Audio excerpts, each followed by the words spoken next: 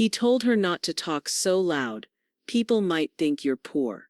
Edith Langley, 67, didn't argue. She just stepped back. By the time his voice echoed through her new speaker system, it was playing her story. No names, no shouting, just surgical truth in surround sound. The same store that once embarrassed her now played her words on loop, and when her silence ended, the world leaned in to listen.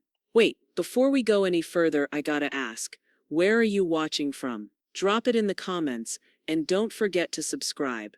The upscale home goods store in Biltmore Village smelled like sandalwood and citrus. Clean, curated, expensive.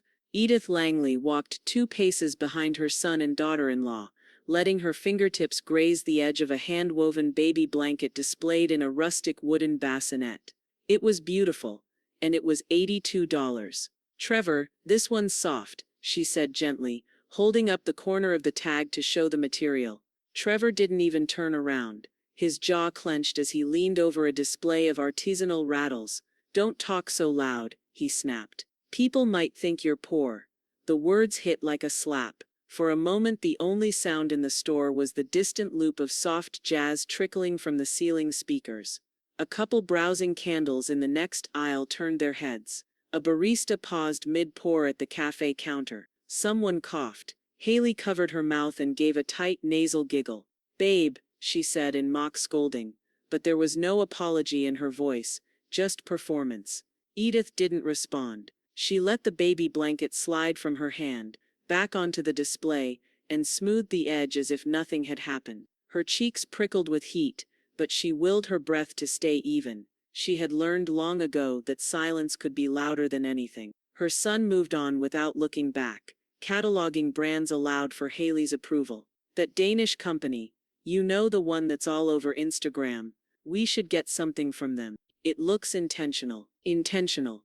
Edith blinked slowly. She folded her hands in front of her, felt the ache in her right thumb where arthritis had begun to whisper, and turned to follow them, but not before noticing a woman behind the checkout counter watching her. She was maybe in her early 40s, short dark hair tucked behind one ear, arms crossed loosely, not staring, just registering. Their eyes met for the briefest second. The woman gave the slightest nod, barely there, before turning back to her screen. Edith turned down a different aisle. She needed a moment, even if it was only to look at a row of overpriced crib mobiles she wouldn't dream of buying.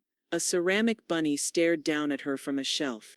Its ears perked like it too had heard everything. A voice Haley's floated from a few aisles away. "I mean, I love your mom, but she doesn't have to act like she's never seen a designer price tag before." Trevor chuckled. "That's just how she is." Edith pressed a hand to her chest, fingers resting on the edge of the locket she always wore under her sweater. Inside, a tiny photo of her late husband, James. She hadn't opened it in years, but she could feel the outline of his face like it was burned into the silver. She closed her eyes, steadied herself, and exhaled. Behind her, a quiet shuffle. She turned. The woman from the counter stood a few feet away now, holding a small wooden music box. "This one's being discontinued. Hand-carved. No one ever notices it," she said, setting it gently on the end cap near Edith. Then, softer, "You okay?" Edith gave a polite smile, careful not to let it tremble. "Fine, thank you." The woman hesitated, then nodded and walked back toward the register. Trevor and Haley were checking out now. Trevor waving his black Amex like a conductor's baton, Haley posing with the gift bag like she was curating a lifestyle reel. Edith stood perfectly still in the middle of the aisle, staring at the music box. It was shaped like a lighthouse, delicately painted, a little chipped on the base. She wound the key. A low, tinny melody played, faint and warbled. "This little light of mine." As the notes floated up into the air, Edith imagined her voice quiet, dismissed, ignored, rising with it.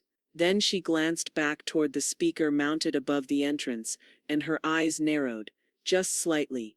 The wind had picked up by the time Edith reached her driveway. The old hydrangeas rustled beside the porch steps, their petals brittle and brown around the edges. She didn't bother turning on the porch light. The house knew her. It had held her grief when James passed, watched her raise a boy into a man who now walked 2 steps ahead of her like she was something to be hidden. She set the store's tissue paper gift bag down on the foyer bench. It looked like it belonged to someone else. In the kitchen she moved automatically. Shoes off, kettle on, cat fed. Her tabby, Wednesday, rubbed against her leg once and disappeared beneath the radiator, like she always did when Edith's energy came home too heavy. Edith opened the hallway closet and reached past the coats, her fingers brushing along the inner shelf until they hit the little lockbox tucked in the back. It was black and metal and cool to the touch, with a handle that stuck slightly on one side. Inside, a single key on a red ribbon. She held it in her palm like a secret. The bank lobby was nearly empty the next morning. Her safe deposit box had sat untouched for years. She slid the key into the slot, turned it gently, and pulled open the long metal drawer. The clerk smiled politely and stepped back to give her privacy. Inside were 2 items, neatly stacked: a faded leather folder bound in twine, and a thick envelope labeled simply, "Property, 14th and Grove." She sat at the small table in the corner, slowly untying the twine. Savings bonds, folded bank statements, a handwritten ledger in James's careful print, dates and tallies, savings targets hit year after year. She flipped the final page. The number circled at the bottom made her sit back. Not rich, not flashy, but enough. Enough to not be spoken to like that again. Her hand brushed the edge of the folder and something slipped out. A small yellow sticky note, curled at the edge. James's handwriting. "When people try to shrink you, expand." She read it 3 times, then folded it in half and tucked it into her wallet behind her license. The next day, she walked into a narrow brick building, sandwiched between a laundromat and a vape shop. Boyd Soundworks, the sign read, hand-painted in white block letters. The chime above the door gave a long, low buzz as she entered. A man with salt and pepper locks and an oil-stained Carhartt vest looked up from behind a mixing board. The walls were lined with reel-to-reels and old radios, dusty but dignified. "Mrs. Langley?" His voice cracked into a smile. "Are you kidding me?" "Marcus Boyd," she said, her smile reaching her eyes. "I wondered if you'd remember. You taught me to diagram a sentence and to shut up when someone smarter's talking. So yeah, I remember." He crossed the room in 2 steps and wrapped her in a respectful side hug. "What brings you here?" "I have a question about speaker systems," she said, unzipping her purse. He raised an eyebrow. "You want to install one?" "I want to buy one. A specific one. It belongs to a retail chain that's replacing theirs soon." Marcus whistled low. Weird timing. Just had someone reach out to salvage a system from Biltmore's home south. They said removal's scheduled next week. Edith nodded once. "I'd like to test it first." Marcus's expression sharpened. "You okay, Mrs. Langley?" She looked at him, really looked. The boy she used to scold for throwing pencils, now a man with call-used hands and a spine that hadn't curled inward with age. He'd learned to take up space. "I'm getting there," she said. Her phone buzzed as Marcus began scribbling notes. Unknown number. "Hi. This is Marissa, the store manager from Home South. I think we met briefly yesterday. Were you related to that man who spoke to you?" Edith stared at the message. She didn't reply. Marcus leaned over the mixing board, adjusting a few knobs with the same care a man might reserve for tuning a grandfather clock. The studio smelled faintly of solder and cedar. Edith sat in a padded rolling chair near the window, her coat folded neatly across her lap. "They're doing a full system rip," Marcus said, glancing over his shoulder. "Some consultant convinced corporate the acoustics in the store aren't immersive enough. So out goes the current rig, even though it still works like a dream." Edith traced the grain of the table beside her. "And what happens to it? Scrapped, or parted out for a tax write-off?" He smirked. "Unless someone buys it first." She reached into her purse and pulled out a slim folder, the edges crisp. "Would they be willing to sell it quietly? Through an intermediary?" He paused, studied her. "What exactly are you planning?" I'm just giving something old a place to be heard one more time. Marcus raised both eyebrows but didn't push. All right, he said, flipping open his laptop. We can form a basic holding LLC. I'll list myself as point of contact. We'll transfer ownership before the system ever hits the loading dock. He tapped the keyboard a few times, then looked up. You want to name it? Edith considered a moment. North Fork Audio Holdings. He nodded. Sounds like a silent partner with a pension and a plan. While he filled out forms, Edith wandered the room, her fingers brushing over a worn leather mic case and a rack of vintage amps. One speaker sat unplugged in the corner, its wire coiled like a sleeping snake. She stood in front of it. How do you make something sound like the truth? She asked. Marcus looked up from the laptop. You record it like you're not trying to prove anything. Later that afternoon she stepped into the sound booth. The glass was clean, the mic suspended like a small moon in front of her. She took a breath, waited for Marcus's thumbs up from behind the glass, and pressed the headphones against her ears. She didn't speak right away. Let the silence stretch. Phil, then to the woman who raised him, and the man who forgot her. Her voice was low, even clear. She told the story not in anger, not in shame, but with surgical stillness. How she'd taught a boy to read by flashlight during brownouts. How she skipped rent once, so he could go on a school trip. How she held back when he got his license, and didn't tell his friends where he lived. How she listened, even when he didn't. No names, no rage, just facts dressed in grace. She ended the recording with 6 words. He mistook silence for insignificance. Once, Marcus hit the space bar.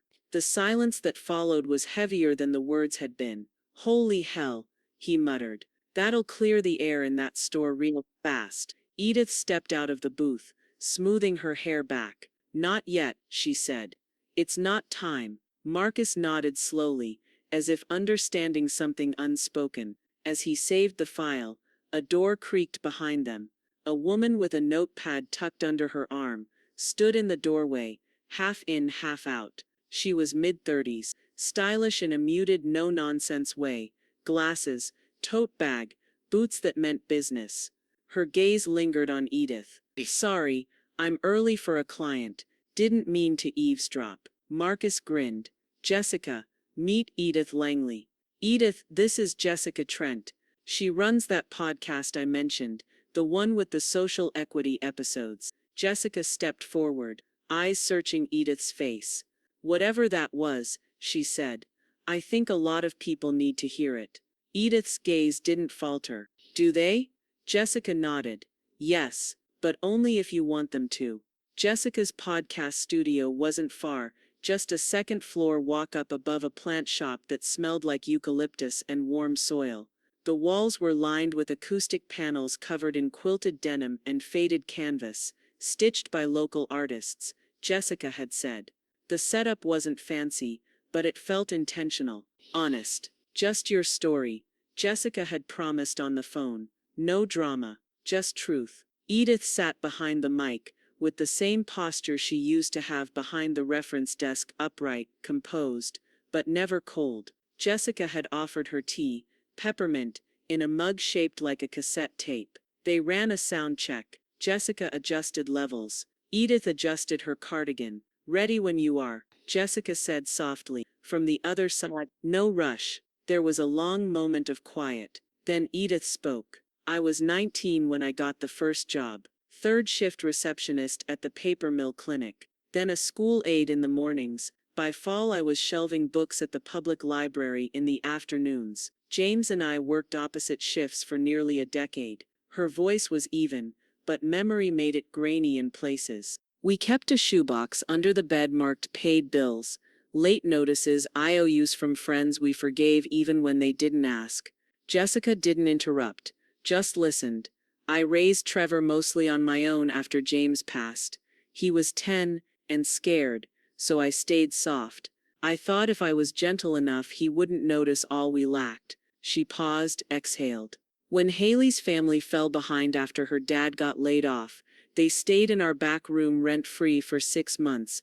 I never said no, not once. Another pause. Edith's hand went to her locket unconsciously. It wasn't a burden, it was the cost of being human. The session ran just under 30 minutes. Jessica didn't trim much, just tightened transitions and added a sparse piano loop beneath the closing monologue. The upload happened late Thursday night, under a plain black title card, the quiet part out loud, featuring Edith Langley. No promotion, no hashtags, no guest tags. Jessica said she wanted it to find its own level. By Saturday morning, Edith was trimming dead branches from the hydrangea bush when the landline rang. Edie? The voice was instantly familiar. Donna Merrill from their book club back in the 90s. They'd lost touch after Donna's third divorce and Edith's early retirement. Donna? Girl, tell me that wasn't you on that podcast. Edith wiped her hands on a towel. It might have been. You're trending, like trending. My niece texted me a clip. Said, "Is this someone from your town?" I said, "Hell yes it is." Edith glanced through the kitchen window. The sky had turned a soft, smug blue. Later that afternoon, she was making soup when her phone buzzed with a notification. A message. Trevor, 3:07 p.m. What did you do? She stared at the screen, the steam from the pot rising in front of her like a veil. She didn't answer. Not yet. The final clearance sign outside Home South was crooked, hastily taped to the glass like an afterthought. Inside, the place felt hollow. Half the shelves were stripped bare. What remained? Abstract vases, discounted flatware, wall prints with fake Latin phrases stood like decorations at a party long since over. Edith stepped inside wearing the same cardigan from that afternoon weeks ago. The same one Trevor had tried to shrink her into. But this time she wasn't following behind anyone. The scent of citrus cleaner lingered faintly, fighting against dust and disuse. The store's speakers crackled to life above the seasonal pillows section. A few shoppers barely noticed at first, just another corporate loop starting up, until they heard her voice. I raised him with stories, paperback ones we checked out 2 at a time. We didn't have much, but we had a library card. And silence? Silence was expensive. The effect was immediate. One woman stopped mid-aisle, her hand still resting on a stack of discounted throw blankets. Another, crouched by a shelf of clearance candles, slowly stood up straight. I missed meals he never knew I skipped, paid bills with rolled quarters, swallowed pride like a vitamin, daily. Edith walked past a young couple near the nursery section. The woman looked at her, then looked up at the speaker. Is that? Her partner leaned in, brow furrowed. I think it's her. By the time Edith reached the back of the store, a small crowd had gathered near the cafe bar. Now closed, chairs flipped upside down on the tables. No one was speaking, just listening. I didn't raise him to be cruel, I raised him to be free. But freedom without gratitude becomes a weapon.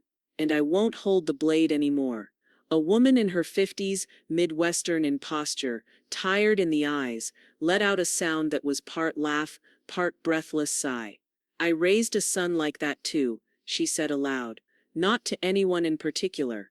Marissa stood at the register, arms crossed. Her expression was unreadable, but her eyes tracked Edith the moment she stepped into view. Edith gave her a small nod. Marissa didn't return it. Not immediately. But as Edith reached for a small ceramic planter on the impulse shelf, one shaped like a closed fist, Marissa slipped her a folded slip of paper between receipts. Edith didn't read it yet. She tucked it into her pocket and kept walking. Behind her, the speaker continued to play the final lines of her recording, calm, unbothered, surgical. He mistook silence for insignificance. Once, the audio faded. Nobody moved right away. Then someone clapped softly. Then another. It didn't erupt. It spread. Just enough. By the time Edith stepped back out into the bright afternoon, her phone buzzed. A message from Jessica. Jessica Trent, 12:42 p.m., 250,000 listens in 48 hours. You okay? Edith looked up. The sky was overcast again. No sun, but no rain either. Just that expectant stillness between weather fronts. Across town, in a sleek glass office suite with plants no one watered, Trevor Langley sat in a conference room scrolling his phone. A client had just canceled. No explanation. A second had decided to hold off. A third had sent an email with a podcast link. Subject line: "This your mom." Trevor's jaw twitched. He clicked the link. Listened to the opening line. He didn't make it past the first 30 seconds. His office door, once always open, slowly shut. The key to the old library still sat on Edith's kitchen hook, just above the ceramic spoon rest shaped like a book spine. She hadn't used it in years, but when she held it again, its weight felt unchanged, cool, familiar, and steady in her hand. That building had once been her second home, a sanctuary of order and silence. It was where she'd poured decades of her life, alphabetized grief alongside reference cards, and raised Trevor between overdue slips and after-school snacks. She arrived just after opening hours. The morning light filtered through the high windows in amber shafts, coating the wood floors with a soft haze. Her shoes made no sound against the runner rugs, and the only other person in the main room was the new librarian, young, polite, and kind enough to unlock the back storage closet without asking too many questions. The box was still there. It sat exactly where she remembered, tucked behind a stack of unused display boards and a forgotten laminator. A clear plastic bin with a red lid, and a brittle strip of masking tape across the front that read in fading marker, "Langley. Archive. Library Week plus MISC." She carried it out carefully, like something living. Back home, she placed the bin on the dining table and opened it with a soft crack of the plastic seal. Inside were years of moments she hadn't touched in ages. Polaroids from spelling bees, Xerox newspaper clippings from local journals, printed emails from grateful teachers, and color photos she'd once paid to have developed at the drugstore down the block. In nearly all of them, Trevor stood in the center, smiling, holding a ribbon, shaking a principal's hand, standing behind a diorama about the solar system. He had been a boy who beamed without self-consciousness, who once looked to her not just for comfort, but for confirmation. As she began laying the pieces out, the scrapbook emerged slowly. She filled the pages with deliberate care, one memory at a time. On the back of each photograph, she added handwritten notes in her steady cursive. 2 jobs that week, still made it to the recital. Another skipped groceries to cover entry fees. And again he never knew. That was the point. By the time she finished the final page, dusk had begun to spread over the windows. The house was quiet. Her cat curled in the corner, the last of the kettle's warmth fading in her cup. She stared at the first photo again. Trevor, 9 years old, missing a tooth, holding up a certificate for most improved reader. She remembered him standing at her desk afterward, clutching the paper and asking if he could hang it on the fridge. She had said yes, of course, and added, "You earned it." He had hugged her hard, not caring who saw. "He was kind once," she murmured aloud, her voice almost swallowed by the evening hush. "I wonder where he lost it." The next morning, a letter arrived in her mailbox, handwritten in blue ink, with gently sloping lines. The return address was local, from someone named Noel Ramirez, a 4th-grade teacher with Asheville City Schools. The note was simple but sincere. "Dear Mrs. Langley, we haven't met, but your story reached me through the podcast. My students are learning about narrative power, and our PTA is planning a community speaker series. We'd be honored to have you talk, not as a spectacle, but as someone who understands the weight of invisible labor. With respect, Noel." Edith read it twice, then folded it carefully, and slid it between the scrapbook pages, next to a photo of Trevor holding a perfect attendance award. That evening, while checking the weather online, Edith saw something she hadn't planned to look for: a social media post from Haley.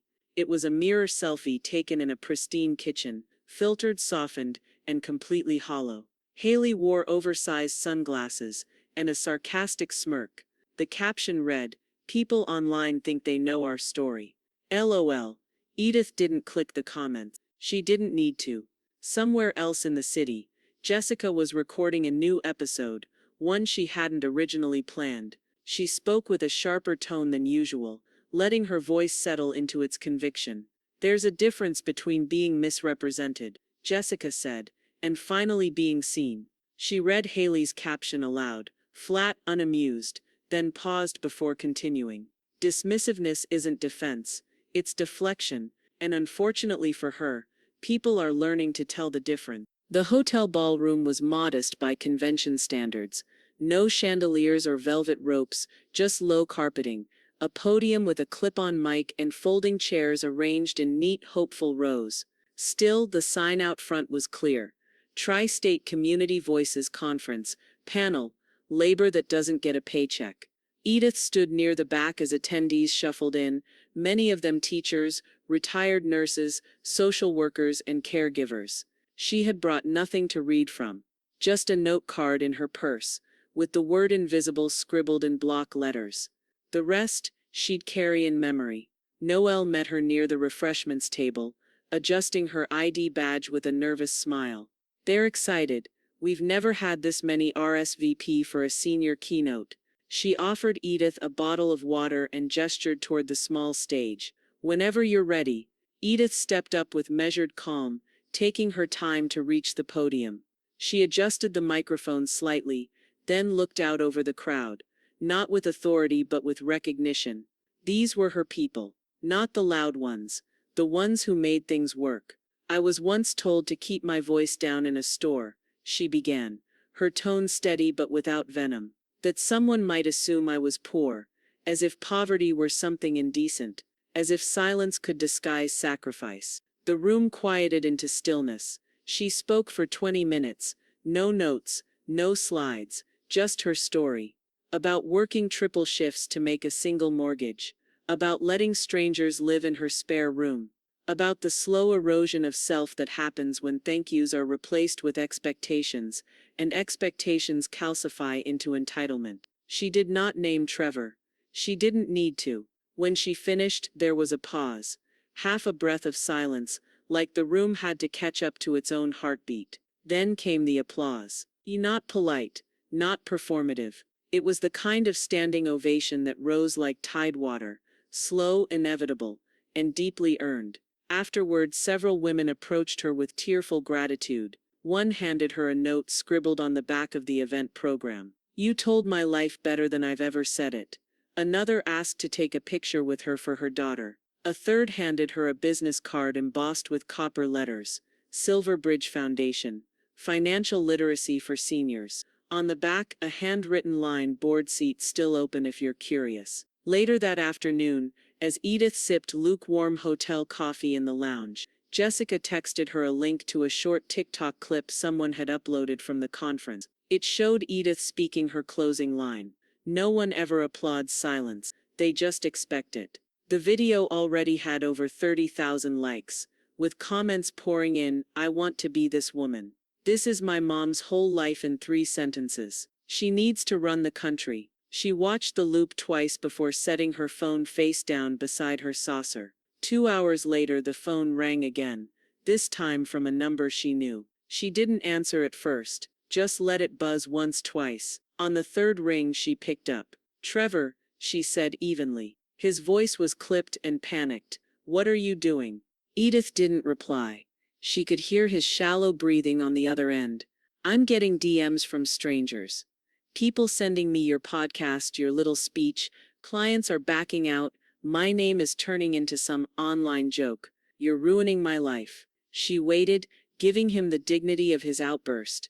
Then she said, without heat, I gave you a life. You just marketed it wrong. There was silence, long enough that she wondered if he'd hung up. Then he whispered something too low to catch, and the line went dead. She didn't call back. Instead, she opened her email. The subject line from Silverbridge read, Formal invitation to join our 2025 advisory board. Attached was a letter warm and respectful, offering her a seat at the table she had once only served behind. The school hadn't changed much. Edith noticed that immediately, the blue-painted cinder-block walls were still chipped near the stairwell, and the smell of pencil shavings, dry erase marker and cafeteria pizza clung to the air as stubbornly as memory. The main office now had a touchscreen sign-in system, but the receptionist still offered her the same kind of paper visitor badge she used to hand out herself. She stood in the hallway just outside the auditorium, watching a group of 8th graders file in with backpacks half-zipped and earbuds tangled around their necks. A few glanced at her, some with the vague recognition that comes from having seen a photo online, others simply because she didn't move like a teacher. She held her hands calmly in front of her fingers resting lightly against the worn clasp of her locket. Inside, the principal gave a brief introduction, mentioning her years as the school's librarian and the now famous podcast that had sparked a national conversation on unacknowledged labor. But Edith wasn't here for her resume. She stepped onto the stage without notes, without slides, and without any attempt to sound rehearsed. "I was a name on the edge of a thank you card for a long time," she began, her voice steady. "But what I gave, what many of us give, is never small. It's just often invisible. And invisibility, if left too long, becomes erasure." Students leaned in. Some shifted forward in their seats. One girl near the front row whispered, "That's the woman from the clip," but kept her eyes fixed on the stage. Edith told them about the quiet things that had filled her days: packing lunches in the dark before dawn, shelving books while listening to children tell the truth by accident, and raising a boy who once adored her before learning how to monetize distance. She ended her talk with a line that had been forming for weeks, one that had outgrown the note card in her purse and now lived in her bones. "Silence never built anything. It only hides who actually did." The auditorium erupted into applause, not out of obligation but recognition. Afterward, she was led through the hallways by the art teacher, who showed her a long corridor mural in progress, drawn in chalk outlines and draft sketches. It depicted a library morphing into a bridge, carried upward by books and hands that were all different shades, all different ages. In the center, in large painted script, was the quote she had just spoken. She stared at it for a long time. It wasn't a tribute, it was a translation. That weekend, Marcus came by the school after hours with a small toolkit and a spool of insulated copper wiring. He walked the library's perimeter like someone measuring sacred ground, then unboxed a discreet wall-mounted speaker. He placed it above the checkout counter, the same one where Edith once stood for nearly 30 years. With the help of a student volunteer, he connected it to the new internal audio system. Now, each morning at 8 a.m., and the school day would begin with a soft chime, and her recorded message, played in full: "You are never too small to be heard, and no one who built your life owes you silence." It became known among the students as the Langley line. Some memorized it, others wrote it on their notebooks. A few painted it on their shoes. Online, however, the ripple had become a wave. Haley had posted again, this time a shaky video selfie, barely a minute long. She leaned into the frame with red-rimmed eyes, her voice tight with manufactured restraint. "I'm not saying she wasn't a good mom. I'm saying, the internet wasn't there. You all don't know everything." Within hours, the video was ratioed into oblivion. The top comment read simply, "No one said she was perfect, but she was present. Were you?" By the next morning, a new meme surfaced. A screenshot of Trevor's realtor headshot next to the words "Be grateful" or "Be public." It hit national trending in under 6 hours. Meanwhile, Edith sat on her porch, sipping tea when her phone buzzed with a message from an unfamiliar number. "Marissa, store manager." "Hi, Edith. Just a quick update. We're officially rebranding the store. New ownership, new concept. We're keeping the speaker system. Thought it might be fitting to ask, would you like to name it?" The knock came just after sunset. Not urgent, not timid, just hollow enough to announce its intent.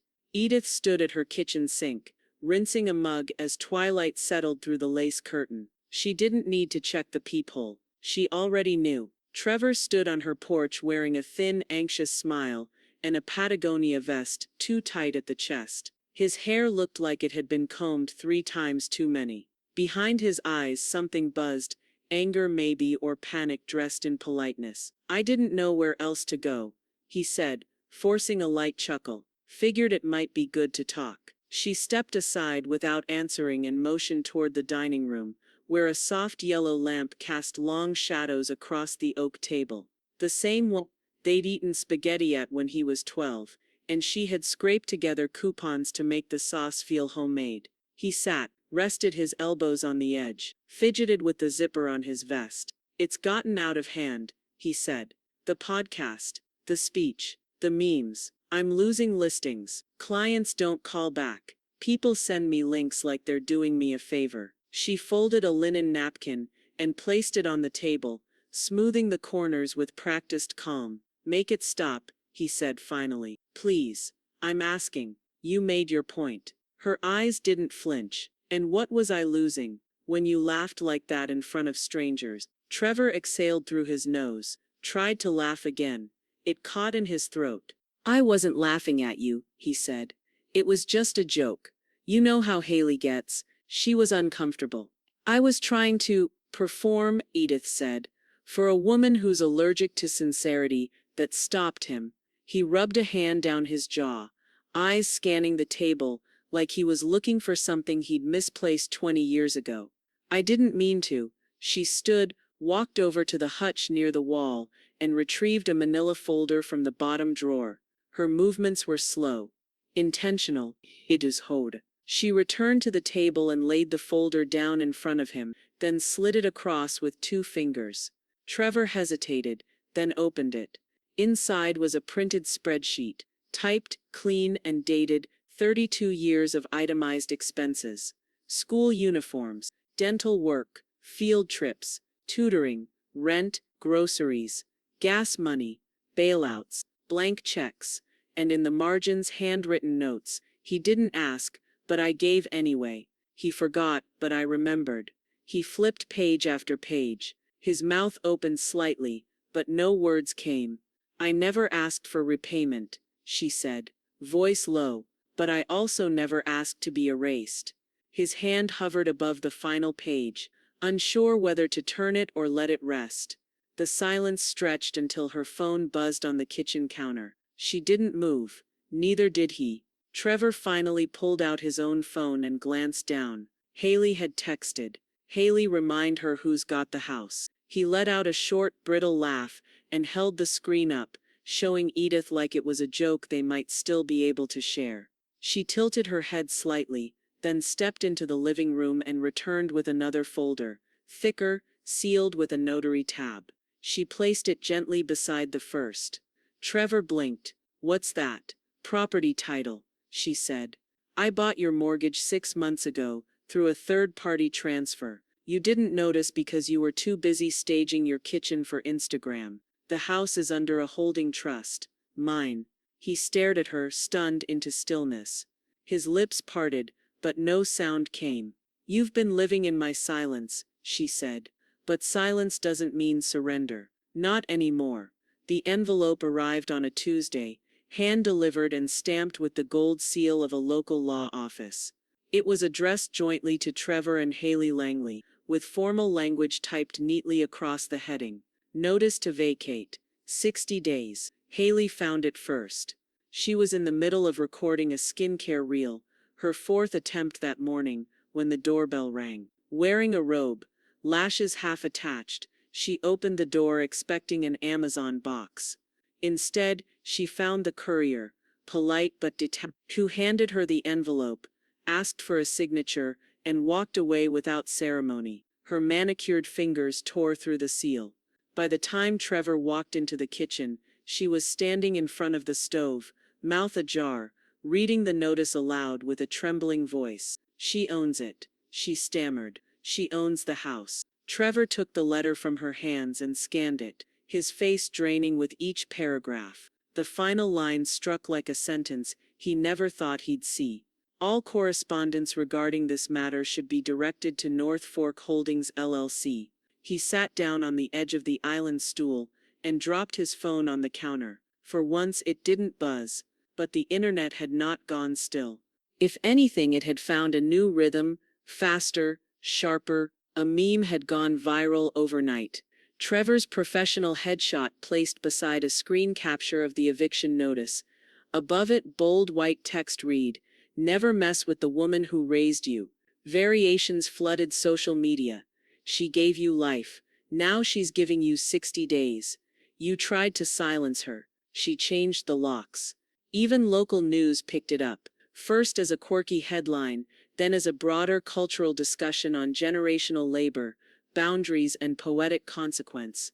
Haley, in an act of transparent desperation, tried to reclaim the narrative. She recorded a tearful TikTok the next day, seated on the edge of their still pristine marble island, mascara streaking in controlled symmetry. "She's making us leave." Haley sniffled. "And I get it, I do. But I didn't sign up for internet judgment. I didn't sign up to be a villain in someone else's mom podcast." The comment section dismantled her within hours. Top comment: "You didn't sign up to be a villain. You chose it." Another girl: "You lived rent-free twice and still flinched at generosity." The video was duetted, stitched, and remixed into parodies so cutting that even her followers began to quietly disappear. Across town, in a quiet cafe with hand-thrown mugs and string lights looping across the rafters, Edith sat at a table near the window with Marissa and Noelle. A pot of Earl Grey steeped between them, and a plate of lemon scones sat untouched at the center. "It feels strange," Edith admitted, stirring her cup, "to be seen like this. It's louder than I expected." Marissa smiled faintly. "You were never invisible, Edith. You were just in the background." Noelle leaned in. "And background characters are always the ones who survive the story. The rest just think they're the stars." They all laughed softly, the kind of laughter that comes from women who know the cost of being underestimated. As they were settling the bill, Edith's phone buzzed with a message from Marcus. "Marcus Boyd. Hey.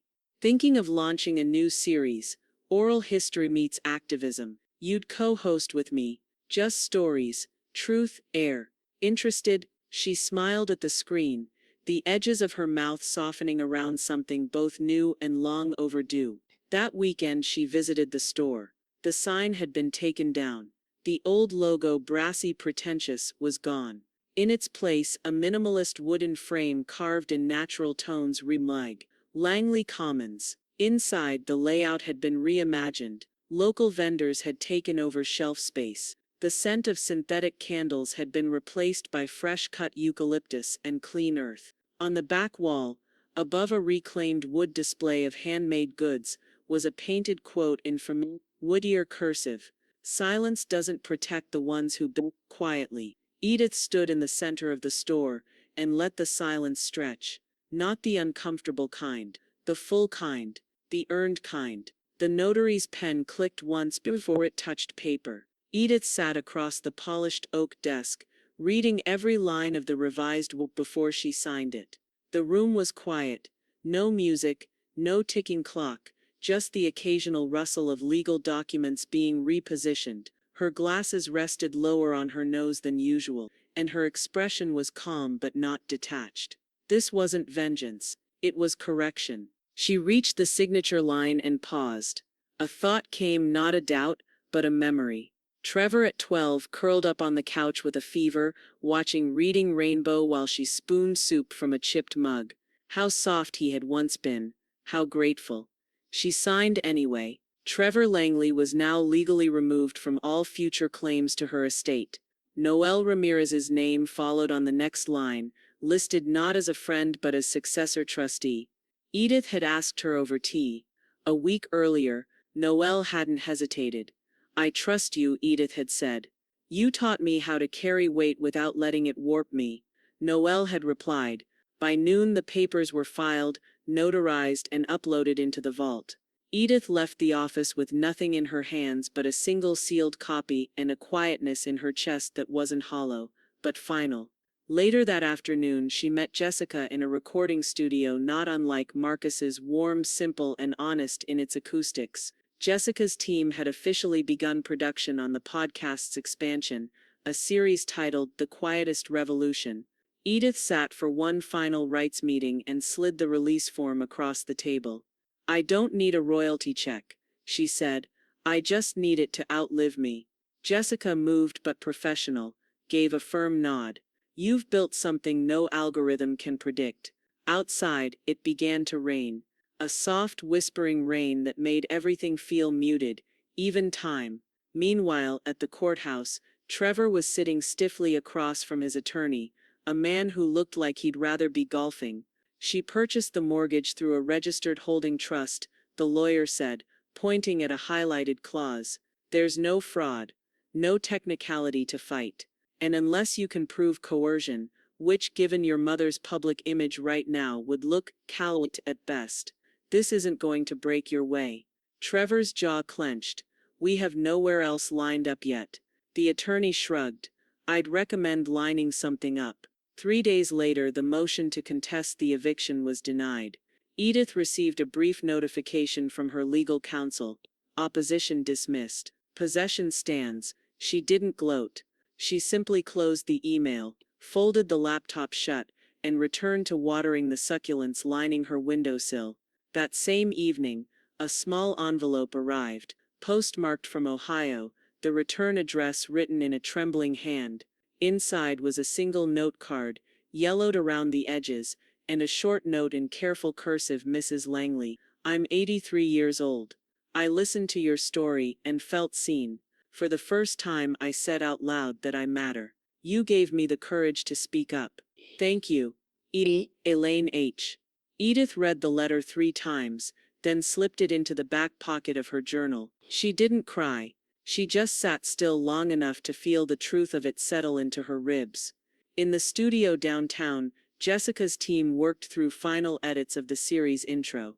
The room was full of engineers and producers, all looping the same first 30 seconds on repeat. Edith's voice, firm, low, unmistakably steady, opened the series with "This isn't about loudness, this is about being heard on purpose." Outside the studio, a poster went up on the door. White background, black serif type.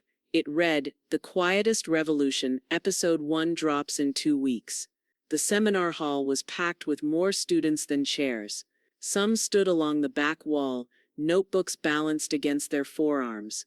Others sat cross-legged on the floor beneath the chalkboard, quietly mouthing along as the podcast's opening line echoed from the speakers overhead. This isn't about loudness. This is about being heard on purpose. The professor, a young woman in a rust-colored blazer and wire-rimmed glasses, paused the audio and turned to the class. That's Edith Langley. You'll be analyzing her rhetorical construction, her emotional pacing, and her cultural resonance in today's discussion groups. Edith didn't know any of this yet. She would hear about it a week later in an email from a graduate student named Jenna, who wrote, "Your required reading in my Contemporary Voices in American Justices course. I just wanted you to know." What she did know was that her mornings had changed. Now, instead of rising to feed the cat and drink her coffee in silence, she opened her inbox to new invitations, most of them unexpected. One, from a nonprofit based in Vermont, asked if she would lend her voice to a public service campaign, encouraging seniors to claim unfiled tax benefit. Another came from a small press in Minneapolis, offering to record her for an audiobook of modern matriarchal essays. She agreed to the first, declined the second. One revolution at a time, she'd written back, with a wry smile that no one saw. Meanwhile, Trevor and Haley faded like watercolor in the rain. They left the house in West Asheville under quiet terms, no moving trucks, no friends helping, just 2 black SUVs parked awkwardly on the street one Saturday morning. Neighbors didn't wave. A few peeked through blinds. Haley wore oversized sunglasses and held her phone to her ear like it was armor. Trevor kept his head down, focused on the box of utensils he struggled to balance. They moved into a 3rd-floor apartment in a half-renovated building overlooking a parking lot. It had no island, no natural light, and no curated shelves of aesthetic books. Their new landlord did not return Haley's DM. The internet had moved on without them. At home, Edith cleaned out a drawer in her bedroom, a low one she hadn't opened in years. It held spare keys, old address books, faded coupons, and beneath it all, a sealed white envelope. The handwriting on the front was unmistakably James's, neat, tall, and slightly slanted. She sat on the edge of the bed and opened it slowly, as though whatever was inside had been waiting patiently. Inside was a single sheet of paper, folded twice. "Edie, If you're reading this, I probably didn't get the timing right. But I know you. I know you'll keep giving until someone tries to erase you to make room for themselves. When that day comes, remember your voice will matter most when they try to bury it. That's when you plant it. And watch it grow. Love, James. She pressed the letter to her chest and stayed like that for a long time. Not crying, just breathing. 2 weeks later, Marcus arrived at her door with a wrapped package the size of a record sleeve. Careful, he said with a grin. She's delicate. Inside was a vinyl pressing, matte black, handwritten label in gold ink. Langley Side A. He'd taken her original store playback message and preserved it on analog. You said you wanted it to outlive you, he said. Well, analog doesn't crash. They sat on her porch afterward, listening to it on an old portable turntable he'd brought along. Her voice came through the static with a warmth she hadn't heard before, like it had traveled across time just to greet her. Across town, a small bookstore had placed a cardboard display next to the register, pins in a ceramic bowl shaped like a book spine. Each one read, "Speak louder." Underneath, a sign, "Inspired by Edith Langley, Asheville's unintended icon." That evening, Edith walked past a sidewalk cafe and caught sight of two college students arguing over a podcast quote. No one ever applauds silence. They just expect it. One of them gestured emphatically and said, "She didn't say it to be inspirational.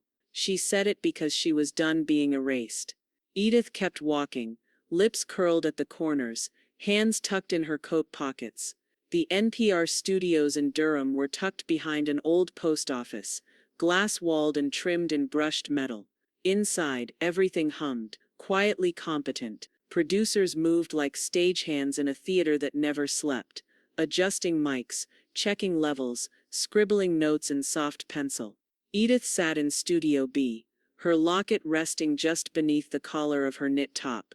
Across from her was Rhea Beckett, host of Voices from the Ground, known for her precise cadence and warm, unflinching tone. "We're live in 20 seconds, a voice announced through the glass. "Breathe easy." Edith nodded once. She didn't grip the armrests this time. She'd stopped needing to brace. The segment opened with a soft piano loop and Rhea's familiar intro. Today's guest has become a national voice in the conversation around invisible labor. But Edith Langley didn't set out to become anyone's icon. She was just trying to buy a baby shower gift. Edith smiled at the floor, amused and unashamed. They spoke for nearly an hour. About silence, about motherhood, about how pain never asks for permission, and how sometimes dignity is the loudest thing in the room. She talked about libraries and spoon soup, about being background until she wasn't. Rhea listened without interruption, eyes sharp with respect. When the segment ended, the room was quiet, a reverent kind. The engineer behind the glass held up a hand. Perfect, no edits needed. Edith stepped outside into the low Carolina sunlight and pulled her cardigan tighter around her. She didn't feel exposed. She felt aired out. The episode aired nationally 2 days later, under the title Shelf Life, What Mothers Carry. By the next morning, it was everywhere. Clips circulated with captions like "She gave America its voice back, one syllable at a time." "This isn't a memoir. It's a mirror. This is the woman your silence built." Hashtags followed. Fan art, threads, think pieces. And then came the one that cut clean through the digital noise, a Twitter thread, started by a college senior in Atlanta, that opened with a now infamous line, "This is the guy who told his mom to shut up so no one thought he was poor." It included a screen cap of Trevor's LinkedIn, his frozen grin under the heading "Client-focused, detail-driven, community-proud." The thread gained traction in hours, then exploded by midnight. TikToks followed. Satirical duets, one-woman reenactments, a snippet from Edith's NPR episode, played in the background of a dozen remixes. "No one owes you silence, not even the people who raised you." Trevor's name began to vanish, from agency sites, marketing reels and collaboration deals. His inbox slowed. His image shifted, quietly, then permanently. Edith didn't gloat. She didn't even comment, but she did receive a letter, hand-delivered this time. It was from a publishing house in Boston. The editor's note was brief. "We believe your voice belongs in every American home. Would you consider expanding your story into a book?" The proposed title was handwritten across the bottom in soft black ink. Decibels of Dignity. Edith folded the letter and set it beside her typewriter, the same one James had given her on their 3rd anniversary. She didn't say yes, not yet, but her hands itched to type. Later that week she met Noelle at a small indie cafe off Montfort Avenue. The windows were fogged from a passing rain, and the tea came in tall ceramic mugs, painted with birds in flight. "You didn't just teach me to speak up," Noelle said as she stirred her cup. "You showed me how to live loud." Edith's throat tightened. She reached for her napkin slowly. It wasn't a breakdown. No ragged sob. No dramatic tears. Just a single tear balanced in the corner of one eye. Proof that something deep inside had shifted, not shattered. She smiled through it. Not quietly. That evening Jessica texted her a photo. An early test run of the upcoming exhibition on American audio history. The image showed a hallway display mock-up. Microphones suspended like museum pieces, beneath them etched plaques. One read, "Langley Playback." The moment that echoed, recorded 2025 Vertical Bar, Asheville, North Carolina, cataloged as National Oral Landmark number 118.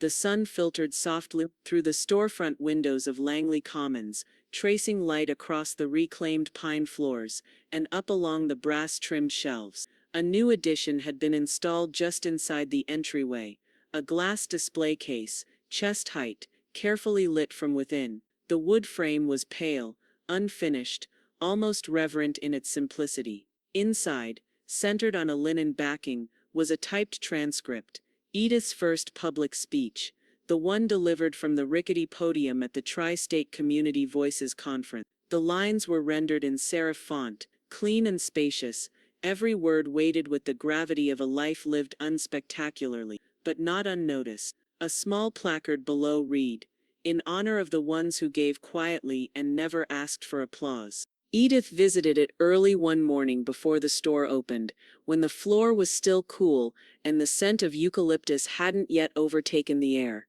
She stood in front of the case for several minutes, not to read. She had the speech memorized, but to absorb the strangeness of it, seeing her words treated as history instead of noise. Behind her, Marcus entered through the service door with a small nondescript box under one arm. He greeted her with a nod and a soft smile before kneeling near the checkout counter. "I figured it should come home," he said, unwrapping the old microphone, the very one she had used that day in his studio, suspended like a moon in front of her mouth. He handled it with care, polishing its silver casing with a cloth before placing it inside another waiting display box, this one bound for the public library. Donated in honor of Edith Langley, the label read, "First broadcast, 2025. That same week, Jessica invited her in for what they were calling the epilogue episode.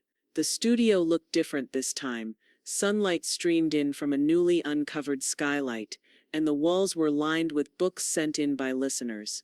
Noelle joined them, seated on Edith's left, her smile constant but quiet. "This one's for the archives," Jessica said, adjusting the mic. "We're calling it How Silence Becomes Justice." Edith didn't prepare notes. She spoke the way she always had, without spectacle, but with surgical truth.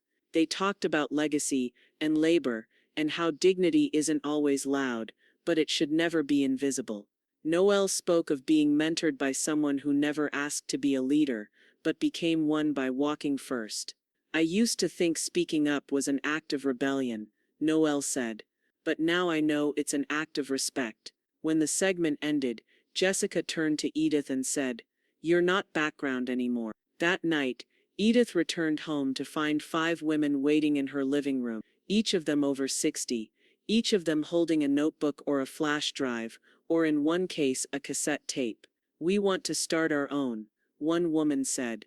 "Something small, just for women our age who were told no one wanted to hear us."